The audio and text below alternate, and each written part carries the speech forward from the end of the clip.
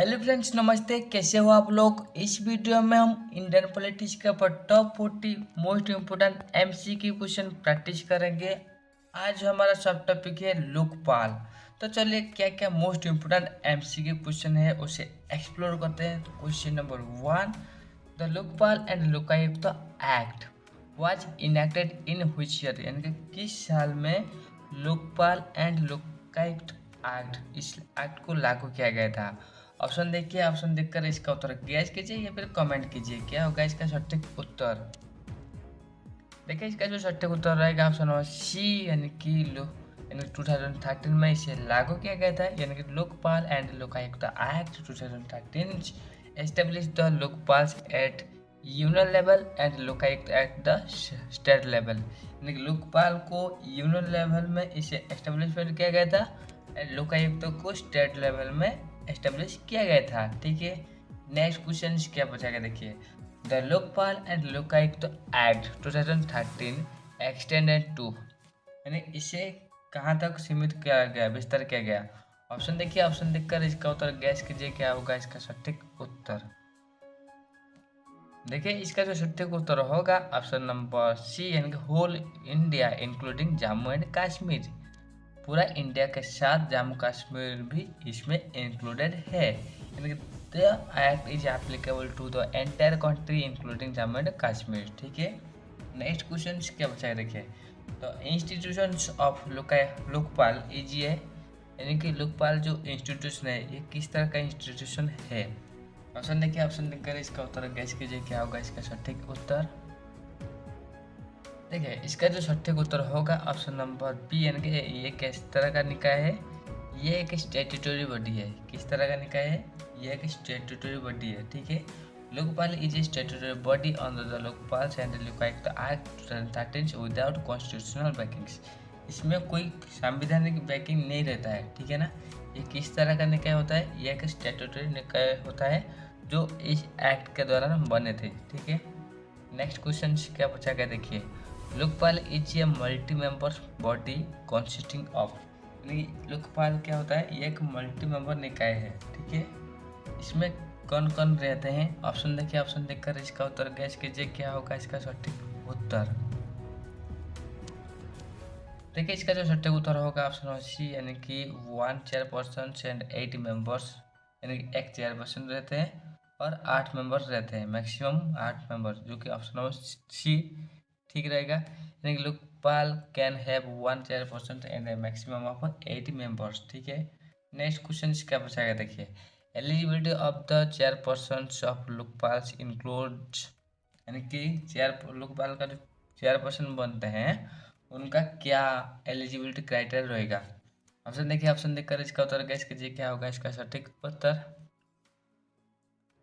देखिए इसका जो सटीक उत्तर रहेगा ऑप्शन नंबर सी, यानी कि farmer chief justice and supreme court जजेस और एमिनेंट पर्सन हुई थी 25 ईयर्स एक्सपर्टाइज। यानी वो उनका क्या क्राइटेरिया रहेगा क्वालिफिकेशन में, वो चीफ जस्टिस हो सकते हैं फॉर्मर, और या फिर सुप्रीम कोर्ट जजेस हो सकते हैं फॉर्मर, या फिर eminent person with 25 years expertise, यानी एक प्रख्यात व्यक्ति हो सकते हैं जिसका 25 ईयर्स एक्सपीरियंस होना चाहिए। ठीक है ना, यानी चेयरपर्सन में भी ए farmer chief justice of India और सुप्रीम कोर्ट जजेस हो सकता है, और an eminent person with 25 years expertise in anti corruption matters. किस मामले के ऊपर उनका एक्सपर्टाइज होना चाहिए, जो कि एंटी करप्शन मैटर के ऊपर उनका एक्सपीरियंस होना चाहिए। ठीक है ना, 25 ईयर्स का। नेक्स्ट क्वेश्चन क्या बचा है देखिए। Minimum 50% of the members of the Lokpal must be, यानी कि लोकपाल का जो 50% मेंबर्स कौन कौन हो सकते हैं। ऑप्शन देखिए, ऑप्शन देखकर इसका उत्तर गैस कीजिए किन्हें किन्हें रखा जाएगा 50% मेंबर में लोकपाल की। गैस कीजिए क्या होगा इसका सटीक उत्तर। देखिए इसका जो सटीक उत्तर रहेगा ऑप्शन सी, यानी कि एससी रहेंगे, एसटी रहेंगे, ओबीसी रहेंगे और माइनॉरिटी एंड वुमेन रहेंगे। इन कैटेगरी से 50% को रखा जाएगा। ठीक है, at least half of the Lokpal members would represent SC, ST, OBC, minority and womens. Half person को रखा जाएगा। तो फ्रेंड्स ये जो इंडियन पॉलिटिक्स का क्लासेस है ये क्लास नंबर 52 है। ठीक है, प्रीवियस ऑल क्लासेस जरूर देखिए, जिसमें हम इंडियन पॉलिटिक्स के सारे सब टॉपिक को कवर किए हैं, जो कि आपको सारे एग्जाम के लिए काफ़ी महत्वपूर्ण रहेगा, जीके जीएस सेक्शन के लिए इंडियन पॉलिटिक्स का। सो इसे प्लीज़ देखिए, जिसका लिस्ट हम प्ले लिस्ट में प्रोवाइड कर दे हैं, अब उसे जरूर विजिट करिए, ठीक है। नेक्स्ट क्वेश्चन क्या बचाएगा देखिए, out of the maximum 8 Lokpal members half must be, यानी कि हाफ किन्हें रखा जाएगा। ऑप्शन देखिए, ऑप्शन देखकर इसका उत्तर गैस कीजिए। हाफ जो मेंबर रहेंगे वो किस तरह रहेंगे, ऑप्शन देखिए। देखिए इसका जो सट्टे का उत्तर होगा ऑप्शन बी, यानी कि जुडिशियल मैटर्स, यानी कि हाफ जो रहेंगे वो जुडिशियल मैटर के ऊपर रहेंगे, यानी कि 50% लोकपाल मेंबर्स मोस्ट बी है जुडिशियल मेंबर्स, यानी कि जो जुडिशियल मेंबर यानी कि न्यायिक मेंबर रहेंगे, विचार करने की शक्ति उन्हें का पास होना चाहिए, यानी कि लॉ कानूनी मामले में उनका एक्सपर्टाइज होना चाहिए, ठीक है। नेक्स्ट क्वेश्चन क्या पूछेगा देखिए, a judicial members of A Lokpal should be, यानी कि जो जुडिशियल मेंबर रहेंगे लोकपाल के लिए उनका क्या क्राइटेरिया रहेगा क्वालिफिकेशन का।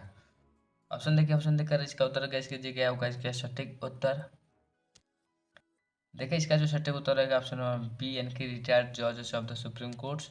वो क्या हो सकता है, सुप्रीम कोर्ट का रिटायर्ड जज हो सकता है, या फिर farmer chief justice of India का हो सकता है, या फिर हाई कोर्ट हो सकता है, ठीक है। यानी judicial members are chosen from the retired supreme court जजेस। सुप्रीम कोर्ट जज जो होते हैं वो रिटायर्ड हो सकते हैं, उन्हें भी चुना जाता है, या फिर farmer high court chief justice, high court के जो फॉर्मर हाई चीफ जस्टिस रहे हैं उन्हें चुना जाता है, ठीक है। नेक्स्ट क्वेश्चन क्या पूछा है देखिए, a non judicial members of Lokpal most have minimum, यानी कि जो नॉन जुडिशियल मेंबर रहते हैं लोकपाल का, उनका मिनिमम क्या किस तरह एक्सपीरियंस होना चाहिए, कितने साल का एक्सपीरियंस होना चाहिए। ऑप्शन देखिए, ऑप्शन देकर इसका उत्तर गैस कीजिए, क्या होगा इसका सटीक उत्तर। उनका क्या एक्सपर्टाइज होना चाहिए, कितने साल का एक्सपीरियंस होना चाहिए एक एमिनेंट पर्सन के नॉन जुडिशियल मेंबर का, जो कि सटीक उत्तर होगा ऑप्शन नंबर डी, यानी कि 25 ईयर्स। 25 ईयर्स एक्सपीरियंस उनके पास होना चाहिए, यानी कि non judicial members needs 25 years expertise in relevant field, यानी कि करप्शन मामले में, एंटी करप्शन मामले में, या फिर रिलेवेंट फील्ड के ऊपर उनका एक्सपर्टाइज होना चाहिए, 25 साल का एक्सपीरियंस होना चाहिए, ठीक है। नेक्स्ट क्वेश्चन क्या बचा है देखिए, the selection committee for Lokpal members is chaired by, यानी कि सिलेक्शन कमीशन कमिटी जो बनता है लोकपाल मेंबर के लिए, ठीक है, ये इसका अध्यक्ष कौन करते हैं। ऑप्शन देखिए, ऑप्शन देखकर इसका उत्तर गैस कीजिए, क्या होगा इसका सटीक उत्तर। देखिए इसका जो सटीक उत्तर रहेगा ऑप्शन नंबर बी, यानी कि प्राइम मिनिस्टर रहेंगे, यानी कि कौन अध्यक्षता करते हैं, जो कि है प्राइम मिनिस्टर, यानी कि prime minister is the chairperson of the selection committee. Selection committee का चेयरपर्सन कौन बनते हैं, प्राइम मिनिस्टर बनते हैं, कौन बनते हैं, प्राइम मिनिस्टर, ठीक है। नेक्स्ट क्वेश्चन क्या पूछा गया देखिए, the selection committee for Lokpal includes all except, यानी कि सिलेक्शन कमिटी जो होता है लोकपाल के लिए वो किन्हें लग के बनना है। ऑप्शन देखिए, ऑप्शन देकर इसका उत्तर गैस कीजिए, क्या होगा इसका सटीक उत्तर। देखिए इसका जो सटीक उत्तर होगा ऑप्शन नंबर डी, यानी कि कंट्रोलर्स एंड ऑडिटर जनरल, कौन कौन कौन रह सकते हैं, कंट्रोलर रह सकते हैं एंड ऑडिटर जनरल रह सकते हैं, ठीक है ना। तो committee includes prime minister, speakers, LOP, chief justice of India nominee रह सकते हैं, एंड वन एमिनेंट जूरिस्ट। इनमें किन्हें किन्हें रखा जाएगा, एक्सेप्ट इंक्लूड्स ऑल एक्सेप्ट, इन्हें इन्हें रखा जाएगा, ठीक है ना। एक्सेप्ट जो यहाँ पर ऑप्शन रखा गया था, यानी कंट्रोलर ऑडिटर जनरल को नहीं रखा जाएगा, बाकी ये मेंबर को इनमें रखा जाएगा सिलेक्शन कमिटी में लोकपाल का, ठीक है। नेक्स्ट क्वेश्चन क्या पूछा गया देखिए, the president appoints Lokpal members on recommendation of, किनके सुपारिश के तहत लोकपाल का मेंबर को अपॉइंट करते हैं हमारे प्रेसिडेंट्स। ऑप्शन देखिए, ऑप्शन देखकर इसका उत्तर गैस कीजिए, क्या होगा इसका सटीक उत्तर। देखिए इसका जो सटीक उत्तर होगा ऑप्शन नंबर बी, यानी कि सिलेक्शन कमेटी के सुपारिश के तहत प्रेसिडेंट उन्हें नियुक्ति देते हैं, यानी कि members are appointed by the president based on the selection committee recommendations, ठीक है। नेक्स्ट क्वेश्चन क्या पूछा गया देखिए, the term of office for Lokpal chairperson and members is, यानी कि लोकपाल का जो चेयरपर्सन होते हैं और मेंबर्स होते हैं उनका टर्म ऑफ ऑफिस क्या होता है, उनका कार्यकाल क्या होता है। ऑप्शन देखिए, ऑप्शन देकर इसका उत्तर गैस कीजिए, क्या होगा इसका सटीक उत्तर। देखिए इसका जो सटीक उत्तर होगा ऑप्शन नंबर सी, यानी कि 5 ईयर्स और टिल एज ऑफ 70, यानी कि आमतौर पर 5 साल रहता है या फिर एज 70 तक रहता है, यानी कि लोकपाल टेन्योर 5 ईयर्स और टिल द एज ऑफ 70, ठीक है। इनका कार्यकाल इस तरह सेट किया जाता है। नेक्स्ट क्वेश्चन क्या बचा है देखिए, the salary allowance of the Lokpal chairperson are equivalent to, यानी कि लोकपाल चेयरपर्सन का सैलरी एंड अलाउंस होना जो रहता है ये किसके समकक्ष है। ऑप्शन देखिए, ऑप्शन देकर इसका उत्तर गैस कीजिए क्या होगा इसका सटीक उत्तर। देखिए इसका जो सटीक उत्तर है ऑप्शन सी, यानी कि चीफ जस्टिस ऑफ इंडिया, यानी कि ये किनके समकक्ष है, चीफ जस्टिस ऑफ इंडिया के समकक्ष है, यानी कि 6% salary is equal to chief justice of India. किसके समकक्ष है, चीफ जस्टिस ऑफ इंडिया के समकक्ष है। ठीक है, नेक्स्ट क्वेश्चन क्या पूछा है देखिए, salary allowance of Lokpal members are equal to, यानी कि लोकपाल मेंबर्स का जो सैलरी एंड अलाउंस दिया जाता है ये किसके समकक्ष है। ऑप्शन देखिए, ऑप्शन देकर इसका उत्तर कैसे कीजिए क्या होगा इसका सटीक उत्तर। यहाँ पर पहला जो था 4%, सेकंड जो है मेंबर। यहाँ पर आप कैसे गैस कर सकते हैं क्या डिफरेंस है और मेंबर का क्या सैलरी रहता है किसके समकक्ष है। ऑप्शन देखिए, ऑप्शन देकर इसका उत्तर गैस कीजिए क्या होगा इसका सटीक उत्तर। देखिए इसका जो सटीक उत्तर होगा ऑप्शन नंबर बी, यानी कि जजेस ऑफ द सुप्रीम कोर्ट। जजेस सुप्रीम कोर्ट का जजेस का जिस तरह सैलरी रहता है उनका भी सैलरी उस तरह रहता है, यानी कि Lokpal members draw salary equal to the supreme court जजेस, यानी सुप्रीम कोर्ट जजेस का सैलरी जिस तरह जैसे जितना है लोकपाल मेंबर का भी सैलरी उतना रहता है। ठीक है, नेक्स्ट क्वेश्चन क्या बचेगा देखिए, Lokpal inquiries into allegations of corruption against, यानी कि लोकपाल क्या करती है, एलिगेशन करप्शन जो होती है उसके ऊपर जो अभियोग दाखिल किया जाता है उसके ऊपर लोकपाल इंक्वायरी करती है। ठीक है, तो किस मामले में किसके ऊपर जो एलिगेशन होते हैं करप्शन किया है उनके ऊपर जो इंक्वायरी कराता है लोकपाल के द्वारा, और वो कौन है। ऑप्शन देखिए, ऑप्शन देखकर इसका उत्तर गैस कीजिए किनके ऊपर एलिगेशन लगता है, तो लोकपाल उसके ऊपर इंक्वायरी करती है करप्शन के मामले में। देखिए इसका जो सटीक उत्तर होगा ऑप्शन नंबर सी, यानी कि prime ministers MPs government officials, यानी Lokpal covers prime minister, ministers, MPs and group A to D officials, यानी कि सारे गवर्नमेंट जॉब के एम्प्लॉयज के ऊपर, प्राइम मिनिस्टर के ऊपर, मिनिस्टर के ऊपर, मेंबर ऑफ पार्लियामेंट के ऊपर, इस सारे के ऊपर जो आयुक्त यानी कि एलिगेशन लगती है करप्शन मामले में वो क्या करती है इसके ऊपर इंक्वायरी करती है। ठीक है, नेक्स्ट क्वेश्चन क्या बचा है देखिए, the Lokpal act includes within its jurisdictions, यानी कि ये जो एक्ट इसका क्षेत्राधिकार किसके ऊपर लागू होती है। ऑप्शन देखिए, ऑप्शन देखकर इसका उत्तर गैस कीजिए क्या होगा इसका सटीक उत्तर।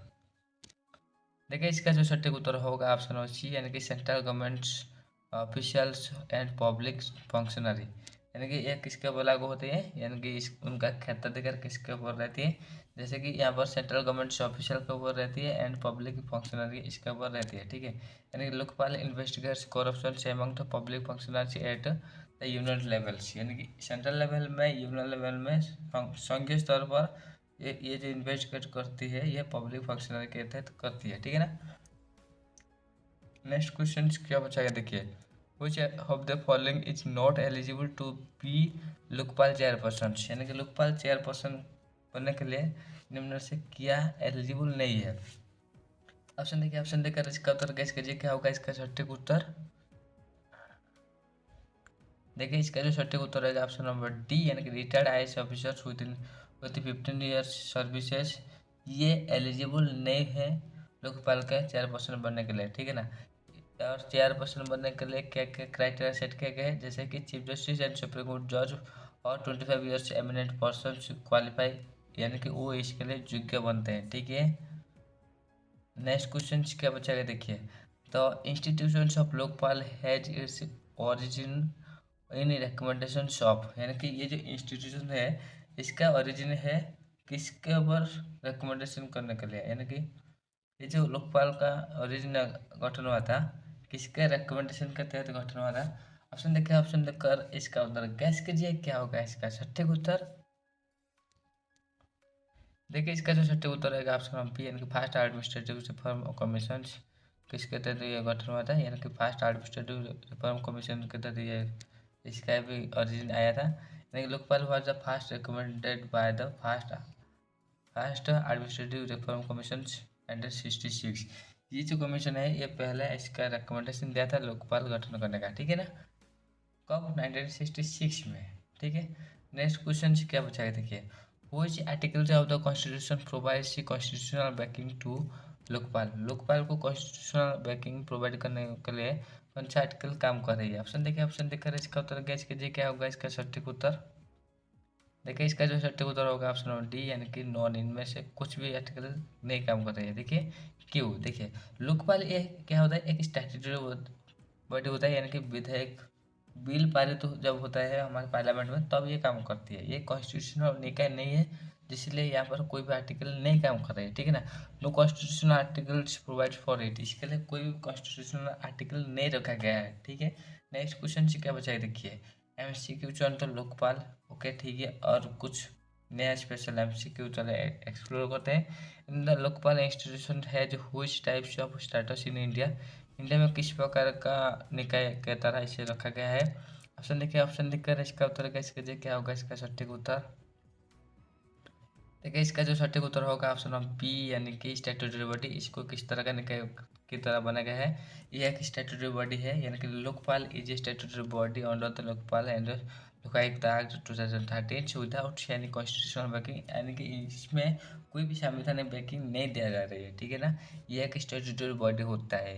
नेक्स्ट क्वेश्चन क्या पूछेगा, देखिए Lokpal act extend to the entire territories of India including, यानी कि लोकपाल एक्ट जो है इसे विस्तारित किया गया है भारत का सारे टेरिटरी में, ठीक है ना। इंक्लूडिंग और एक्स्ट्रा किसे लेकर बना है, ये जो एक्सटेंड किया गया है? ऑप्शन देखिए, ऑप्शन देखकर इसका उत्तर गैस कीजिए, क्या होगा इसका सटीक उत्तर? देखिए इसका जो सटीक उत्तर होगा ऑप्शन नंबर सी, यानी कि whole India including Jammu and Kashmir, ठीक है। The act extends to the entire country including the arts valley, यानी कि पूर्ववर्ती स्टेट जो था, यानी कि जम्मू कश्मीर को भी इसमें रखा गया है। Next question, Lokpal is a multi members body constituting of, यानी कि लोकपाल क्या होता है, ये एक मल्टी मेंबर बॉडी है जिसमें और क्या क्या है, कितने मेंबर रहते हैं, कौन कौन रहते हैं? ऑप्शन देखिए, गैस कीजिए, क्या होगा इसका सटीक उत्तर?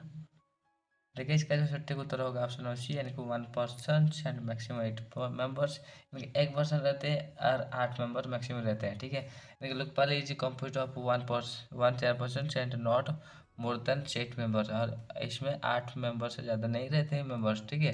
Next question, eligibility for the chairperson for Lokpal includes, Lokpal के लिए जो चेयरपर्सन रहते हैं उनका एलिजिबिलिटी क्या होता है? ऑप्शन देखिए, ऑप्शन देखकर इसका उत्तर गैस कीजिए, क्या होगा इसका सटीक उत्तर? देखिए इसका जो सटीक उत्तर होगा ऑप्शन ऑफ बी, यानी कि फॉर्मर चीफ जस्टिस और द फॉर्मर जजेस ऑफ द सुप्रीम कोर्ट्स। वो कौन रहते हैं? फॉर्मर चीफ जस्टिस रहते हैं या फिर फॉर्मर जजेस ऑफ द सुप्रीम कोर्ट रहते हैं, यानी कि एमिनेंट पर्सन विथ इंटीग्रिटी। इसमें एमिनेंट पर्सन विथ इंटीग्रिटी रह जाती है, ठीक है ना। The chairperson must be either A farmer chief justice of India यानी सुप्रीम कोर्ट जजेस और the eminent person with 25 years experiences in relevant field में उनका एक्सपीरियंस होना चाहिए, ठीक है। नेक्स्ट क्वेश्चन क्या बचा है, देखिए how many members of Lokpal must be judicial members, यानी कि जुडिशियल मेंबर बनने के लिए लोकपाल के लिए कितने परसेंट का मेंबर होना चाहिए? ऑप्शन देखिए, ऑप्शन देकर इसका उत्तर गैस कीजिए, कितना भाग का मेंबर होना चाहिए जुडिशियल मेंबर बनने के लिए लोकपाल के लिए? गैस कीजिए, क्या होगा इसका सटीक उत्तर? देखिए इसका जो सटीक उत्तर होगा ऑप्शन सी, यानी कि हाफ रहेगा, यानी कि 50% of the members Lokpal must be judicial members, यानी 50% मेंबर लोकपाल के लिए जुडिशियल मेंबर रहेंगे, ठीक है। नेक्स्ट क्वेश्चन क्या पूछा है, देखिए which of the following category most have at least 50% representation in Lokpal, यानी कि किस कैटेगरी के लोगों को रखा जाएगा 50 लोकपाल के लिए प्रतिनिधित्व करने के लिए, और जो 50 एटलीस्ट 50% उन्हें रखा जाएगा, किस कैटेगरी से वो बिलोंग करते हैं? ऑप्शन देखिए, ऑप्शन देखकर इसका उत्तर कैसे कीजिए, क्या होगा इसका सटीक उत्तर? देखिए इसका जो सटीक उत्तर होगा ऑप्शन नंबर बी, यानी कि SC ST OBC minority and women, इस कैटेगरी से 50% मेंबर को लोकपाल के मेंबर के लिए रखा जाएगा, रिजर्व किया जाएगा। The act ensures inclusion of representation bye mandating 50% seats reserved for the SC ST OBC minorities and women, ठीक है, इनके लिए रखा जाता है। नेक्स्ट क्वेश्चन क्या पूछा है, देखिए तो judicial member of Lok Sabha should be, यानी कि लोकसभा के लिए जो जुडिशियल मेंबर रहते हैं वो कौन रह सकते हैं? ऑप्शन देखिए, ऑप्शन देखकर इसका उत्तर गैस कीजिए, क्या होगा इसका सटीक उत्तर? ठीक है इसका जो सटीक उत्तर होगा ऑप्शन नंबर बी, यानी कि रिटायर्ड जजेस ऑफ द सुप्रीम कोर्ट और the former chief justice of the high court, वो रहते हैं जुडिशियल मेंबर की तरह। Judicial members must have served as a supreme court जजेस और the chief justice of the high court, इनमें से ही चुना था जुडिशियल मेंबर बनने के लिए, ठीक है। नेक्स्ट क्वेश्चन क्या बचा है, देखिए non judicial members of Lokpal most have at least how many years of the experience in the relevant field. Relevant field के ऊपर उनका कितना साल का एक्सपीरियंस होना चाहिए ताकि उन्हें judicial member non judicial member को चुनाएगा लोकपाल की मेंबर की तरह। ऑप्शन देखिए, ऑप्शन देकर इसका उत्तर गैस कीजिए क्या होगा इसका सटीक उत्तर। देखिए इसका जो सटीक उत्तर होगा ऑप्शन नंबर डी, यानी कि 25 ईयर का एक्सपीरियंस उनके पास होना चाहिए। ठीक है, यानी कि non judicial members must have the eminent persons with at least 25 years experience, उनके पास एटलीस्ट 25 ईयर का एक्सपीरियंस होना चाहिए। ठीक है, next question, the appointments of the Lokpal chairperson and the members is made by the, यानी कि लोकपाल चेयरपर्सन का जो अपॉइंटमेंट होता है एंड मेंबर का भी जो अपॉइंटमेंट होता है, ठीक है, उन्हें कौन अपॉइंट करते हैं। ऑप्शन देखिए, ऑप्शन देखकर इसका उत्तर कैसे कीजिए क्या होगा इसका सटीक उत्तर। देखिए इसका जो सटीक उत्तर होगा ऑप्शन वन सी, यानी कि प्रेसिडेंट्स ऑफ इंडिया उन्हें अपॉइंट करते हैं, यानी कि the presidents appoints Lokpal chairperson and the members on the recommendation of the selection committee. देखिए पहले जो सिलेक्शन कमेटी होता है वो सिफारिश करते हैं प्रेसिडेंट को, और इसके तहत प्रेसिडेंट उनको अपॉइंट करता है किन्हें किन्हें, यानी कि प्रेस चेयरपर्सन को, साथ ही साथ मेंबर को लोकपाल के लिए। ठीक है, नेक्स्ट क्वेश्चन क्या बचा है देखिए, which of the following is not a members of the Lokpal selection committee, यानी कि लोकपाल सिलेक्शन कमेटी का मेंबर इनमें से किन्हें नहीं रखा जाता है। ऑप्शन देखिए, ऑप्शन देकर इसका उत्तर गैस कीजिए क्या होगा इसका सटीक उत्तर। देखिए इसका जो सटीक उत्तर होगा ऑप्शन नंबर सी, यानी कि leaders of the opposition in Rajya Sabha, यानी कि राज्यसभा का जो अपोजिशन लीडर है उन्हें नहीं रखा जाता है। ठीक है, यानी कि selection committee includes prime minister, supreme speaker of the Lok Sabha and LOP in the Lok Sabha, chief justice of India, nominates and an eminent jurist को इन्हें रखा जाता है। बाकी यहाँ पर जो रखा गया था leaders of the opposition parties Rajya Sabha, इन्हें नहीं रखा जाता है। ठीक है, नेक्स्ट क्वेश्चन क्या बचा है देखिए, the tenure of Lok Sabha chairperson and the members, Lok Sabha का जो चेयरपर्सन होते हैं और मेंबर का होता है उनका कार्यकाल टेन्योर क्या होता है। ऑप्शन देखिए, ऑप्शन देखकर इसका उत्तर गैस कीजिए क्या होगा इसका सटीक उत्तर। देखिए इसका जो सटीक उत्तर होगा ऑप्शन सी, यानी कि 5 ईयर्स होता है एज ऑफ 70, यानी आमतौर पर 5 साल रहता है या फिर एज ऑफ 70 तक रहता है, यानी कि Lok Sabha chairperson and members holds office for the 5 years और the until the 70 years of the age whichever is earlier, इनमें से जो पहला आएगा उसके तहत उनका टेन्योर तय किया जाएगा। ठीक है, नेक्स्ट क्वेश्चन क्या बचा है देखिए, salary and allowance of the Lokpal chairperson are equal to, यानी कि लोकपाल चेयरपर्सन के लिए जो सैलरी होता है अलाउंस होता है ये किसके समकक्ष है। ऑप्शन देखिए, ऑप्शन देकर इसका उत्तर गैस कीजिए क्या होगा इसका सटीक उत्तर। देखिए इसका जो सटीक उत्तर होगा ऑप्शन बी, यानी चीफ जस्टिस ऑफ इंडिया, यानी chairperson salary under perks are equal to chief justice of India, ये किसके समकक्ष है। ये जो भत्ता है यानी कि सैलरी भी जो मिलता है ये किसके समकक्ष है, जो कि है चीफ जस्टिस ऑफ इंडिया के समकक्ष है। While the members are equal to the supreme court जजेस, देखिए जो चेयरपर्सन होते हैं उनका जो सैलरी और एंड पर्क्स इक्वल होता है चीफ जस्टिस ऑफ इंडिया के, और जो मेंबर होते हैं उनका किसके साथ समकक्ष रहता है, जो कि सुप्रीम कोर्ट के जजेस के साथ समकक्ष रहता है। ठीक है, नेक्स्ट क्वेश्चन क्या पूछा है देखिए, who among the following can't be investigated by Lok Sabha, यानी कि इनमें से किन्हें लोकसभा के द्वारा इन्वेस्टिगेट नहीं किया जाएगा। ऑप्शन है कि ऑप्शन देखकर इसका उत्तर गैस कीजिए। लोकसभा का ये गलत का, लोकपाल के तरह किसके ऊपर इन्वेस्टिगेशन नहीं करा जाता है। ऑप्शन देखिए गैस कीजिए क्या होगा इसका सटीक उत्तर।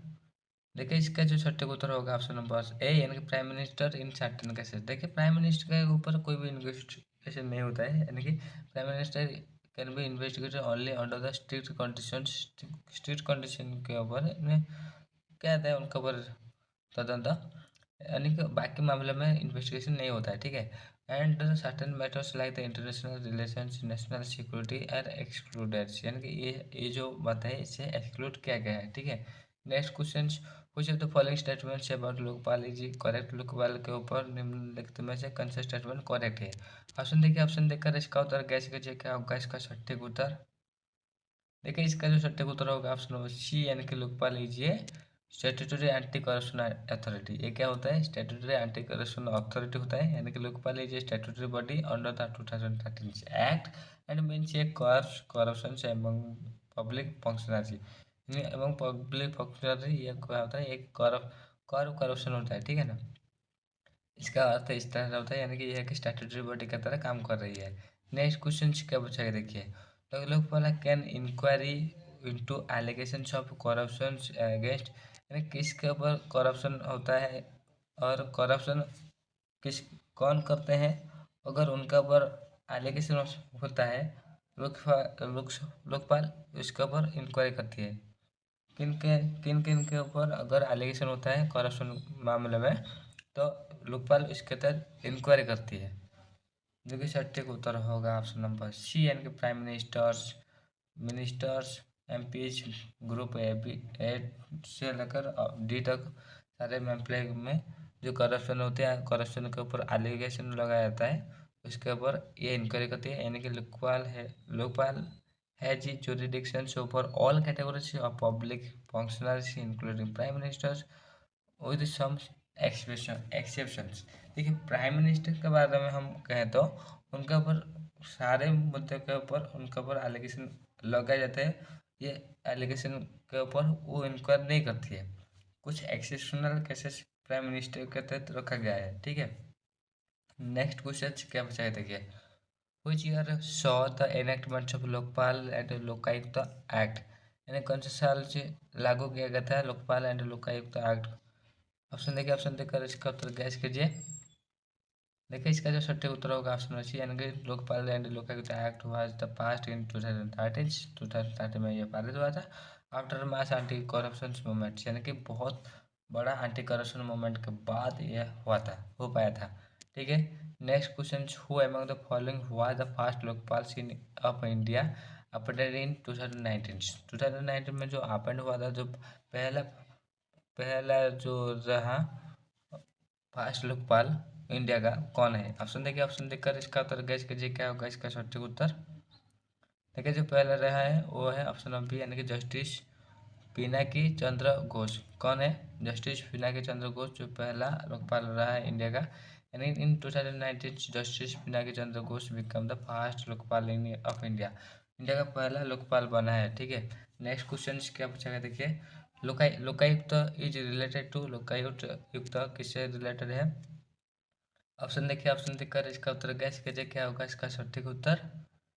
देखिए इसका जो सटीक उत्तर होगा ऑप्शन नंबर ए, यानी कि स्टेट से रिलेटेड है, यानी कि स्टेट के ऊपर जो कुछ भी इंक्वायरी होती है लोकायुक्त तो करती है और यूनियन के ऊपर लोकपाल करते हैं। ठीक है, यानी कि while the Lokpal operates all the union levels, Lokayukta functions eight the state level में कोई भी करप्शन होती है तो यह करती है। ठीक है ना, लोकायुक्त करती है। नेक्स्ट क्वेश्चन क्या बचा है देखिए, which committee had recommended the establishment of Lokpal, Lokpal का एस्टेब्लिशमेंट करने के लिए कौन सा कमेटी सिफारिश किया था। ऑप्शन देखिए, ऑप्शन देकर इसका उत्तर गैस कीजिए क्या होगा इसका सटीक उत्तर।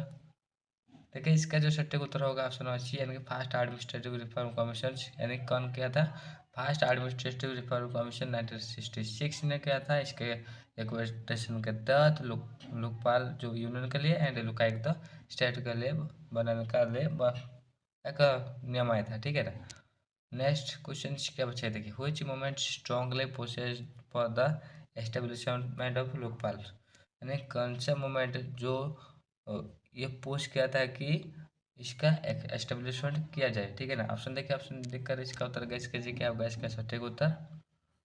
देखिए इसका जो सटीक उत्तर होगा ऑप्शन सी, यानी क्या Anna Anna Hazare India against corruption movement. ये जो मूवमेंट हुआ था इसके तहत इसका एस्टेब्लिशमेंट हुआ था, इनेक्टेड यानी कि इसे लागू किया था। यानी the 2011 anti corruption movement led by the Anna Hazare's played a major roles in the enactment of the Lokpal act. इसका लागू करने के लिए ये मूवमेंट जो हुआ था, ये केसेस बहुत मैंडेटरी है, यानी कि बहुत महत्वपूर्ण मायने रखती है। ठीक है, आशा करते हैं आपको ये वीडियो बहुत बहुत हेल्पफुल हुआ होगा। अगर हेल्पफुल हुआ है तो चैनल को like comment share and subscribe कर दिए, और इसका पीडीएफ पाने के लिए आप हमारे टेलीग्राम ग्रुप में ज्वाइन हो जाए, जिसका लिंक आप वीडियो डिस्क्रिप्शन में पा सकते हैं। और हमें सपोर्ट करने के लिए या फिर अब प्रीवियस ऑल क्लासेस वीडियो देखने के लिए यहाँ पर इस प्लेलिस्ट को जरूर विजिट करिए, और सपोर्ट करने के लिए हमें भी कुछ भी पेमेंट कर सकते हैं ताकि हम इस तरह वीडियो जारी रख पाए। So guys, thank you for watching this video.